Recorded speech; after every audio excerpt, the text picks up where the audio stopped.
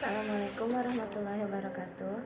Saya Rahayu Puji Astuti dari kelas A1 PG PAUD akan mempresentasikan tentang materi agama yang berjudul Najis dan Hadas Hubungannya dengan Toharoh.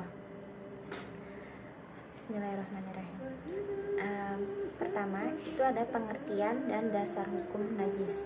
Secara pengertian bahasa, najis berasal dari bahasa Arab yang artinya kotoran. Sedangkan pengertian secara istilah, najis ialah suatu benda yang kotor yang mencegah sahnya mengerjakan suatu ibadah yang dituntut harus dalam keadaan suci. Selanjutnya, yaitu pengertian hadas. Hadas dalam istilah adalah keadaan tidak suci bagi seseorang sehingga menjadikan tidak sah dalam melakukan ibadah. Sebagaimana Allah Subhanahu wa Ta'ala berfirman yang artinya, "Wahai orang-orang yang beriman, janganlah kamu mendekati sholat ketika kamu dalam keadaan mabuk, sampai kamu sadar apa yang kamu ucapkan. Dan jangan pula kamu menghampiri masjid ketika kamu dalam keadaan junub, kecuali sekedar melewati untuk jalan saja, sebelum kamu mandi junub. Adapun jika kamu sakit, atau sedang dalam perjalanan, atau sehabis buang air, atau kamu telah menyentuh perempuan, sedangkan kamu tidak mendapat air, maka bertayamumlah kamu dengan debu yang baik, suci. Usaplah wajahmu dan tanganmu dengan debu itu. Sungguh Allah Maha Pemaaf, Maha Pengampun." Quran Surat An-Nisa ayat 43. Selanjutnya itu ada pembagian najis dan hadas. Untuk najis dibagi menjadi 3, yaitu najis ringan atau mukafafah, najis sedang atau mutawasitoh, dan najis berat atau mugoladoh. Selanjutnya, Nabi Muhammad SAW bersabda yang artinya, "Sucinya bejana salah seorang di antara kalian yang dijilat anjing adalah dengan cara mencucinya sebanyak 7 kali, dan yang pertama dengan tanah." Muttafaqun alaih. Hadas itu ada 2 macam. Yang pertama ada hadas kecil dan hadas besar. Hadas kecil itu sendiri yaitu keadaan seseorang tidak suci, dan supaya ia menjadi suci maka ia harus berwudu. Sebab hadas kecil yaitu karena keluarnya sesuatu dari 2 lubang, yaitu kubul dan dubur. Selanjutnya hadas besar, yaitu keadaan selanjutnya yaitu hadas besar, yaitu keadaan seseorang tidak suci, dan supaya ia menjadi suci maka ia mandi besar. Jika tidak mendapati air maka diganti dengan tayamum. Sebab hadas besar yaitu karena bertemunya 2 kelamin laki-laki dengan perempuan, jima atau bersetubuh, baik keluar mani ataupun tidak, karena keluar mani, baik karena bermimpi atau sebab lain. Selanjutnya, tata cara membersihkan najis dan hadas. Yang pertama, untuk hadas kecil, cara membersihkannya yaitu dengan berwudu. Untuk cara wudunya yaitu, pertama disunahkan mencuci tangan, kemudian membersihkan hidung dengan air, serta membersihkan mulut dengan berkumur.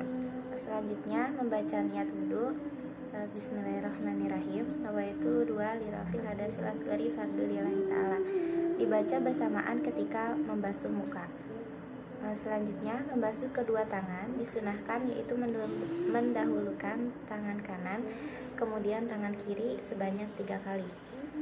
Selanjutnya membasuh sebagian kepala atau rambut, kemudian membasuh kedua telinga, dan yang terakhir membasuh kaki dari telapak kaki sampai mata kaki, disunahkan sampai lutut.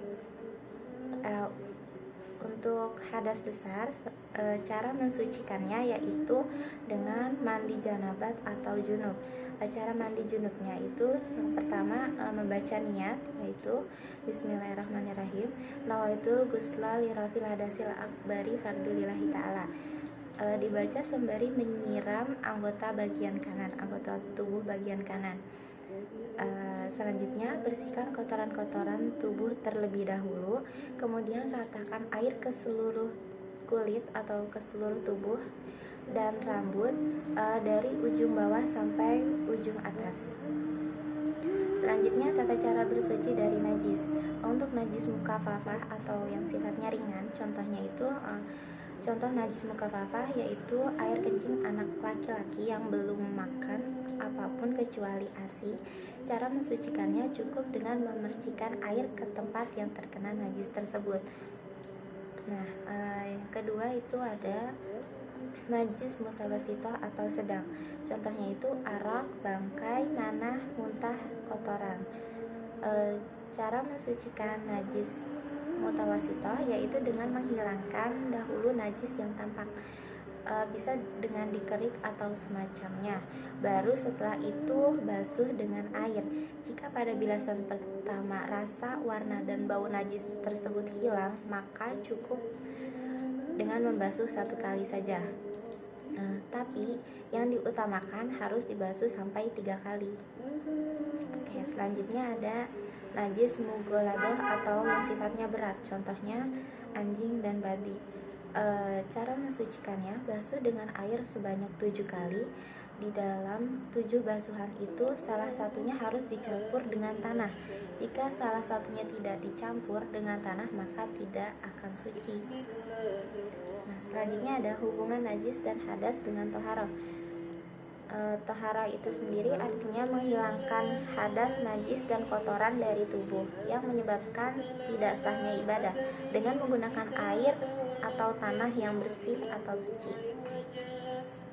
Sedangkan menurut hukum syara, toharah artinya suci dari hadas dan najis, sedangkan najis dari segi hakikat ialah perkara yang zahir dan bisa dilihat, seperti halnya air kencing, darah, dan sebagainya. Sementara untuk hadas ialah perkara maknawi yang ada di dalam tubuh manusia dan tidak dapat dilihat oleh panca indera. Kesimpulan,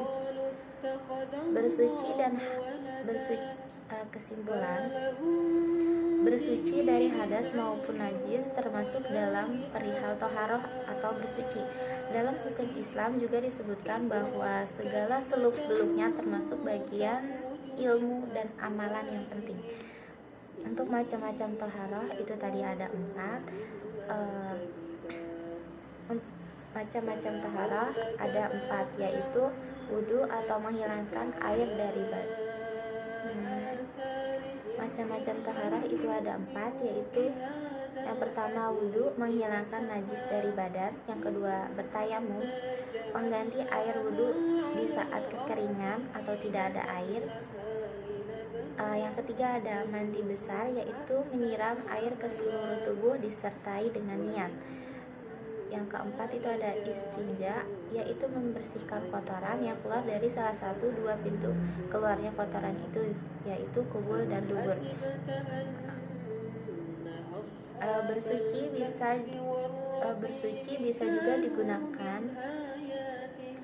Bersuci bisa juga menggunakan alat-alat bantu yang dianjurkan oleh Rasulullah SAW, yaitu diantaranya air, tanah, batu, dan masih banyak lagi yang bisa digunakan. Untuk macam-macam hadas yaitu tadi terbagi menjadi 2, yaitu hadas kecil, yaitu yang disebabkan oleh keluar sesuatu dari kubul dan dubur. Sedangkan untuk hadas besar yaitu yang disebabkan oleh keluarnya air mani dan bersetubuh. Dan macam-macam najis dibagi menjadi 3, yaitu najis mukafafah, najis mutawasitoh, dan najis mughaladoh. Sekian presentasi dari saya, kurang lebihnya mohon maaf. Terima kasih. Wassalamualaikum warahmatullahi wabarakatuh.